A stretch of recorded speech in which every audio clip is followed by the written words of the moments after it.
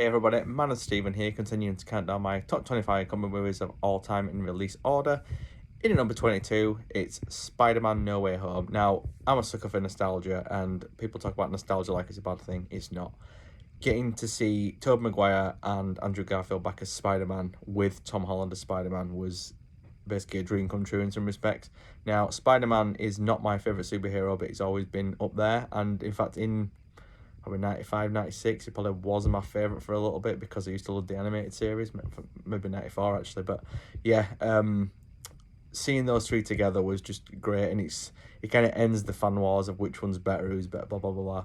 You kind of just shut it all down there because they're all teamed up great, and they were all like perfect Spider-Mans in a respect. And while Spider-Man Homecoming, which it was between this and that, I think I mentioned in one of my earlier videos that there was another Spider-Man film that didn't quite make it. It was Homecoming. Now, I was torn because I love Homecoming. I do not quite like that Tom Holland is kind of Iron Man Jr. in respect, but I kind of think he outgrew that, and the end of this film really opened my eyes to what they were doing with Tom Holland's Spider-Man, and I thought, brilliant, and I can't wait for the next one now because it feels like now he really is going to go on to become Spider-Man. It actually almost felt like what we were going to get with Zack Snyder's films, where Superman was kind of becomes Superman, like, in the third film, in a respect, and I kind of feel like a lot of people, like, in fact, online said, oh, I kind of see what he was doing now because of what happened in this.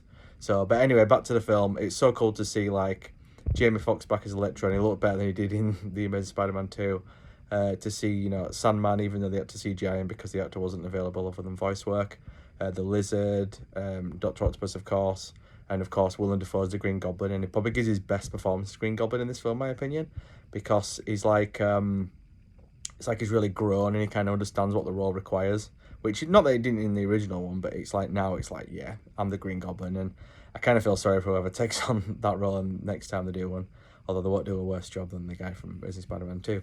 Now, my favourite Spider-Man is actually Andrew Garfield in terms of characterisation and performance, so to get to see him again was a real highlight. In fact, when I was in the cinema watching this, which was one of the reasons this film's made this list, because it was such a great cinema highlight, he got the loudest cheer out of all of them. So anyone who popped up was people cheering, which doesn't happen in the UK.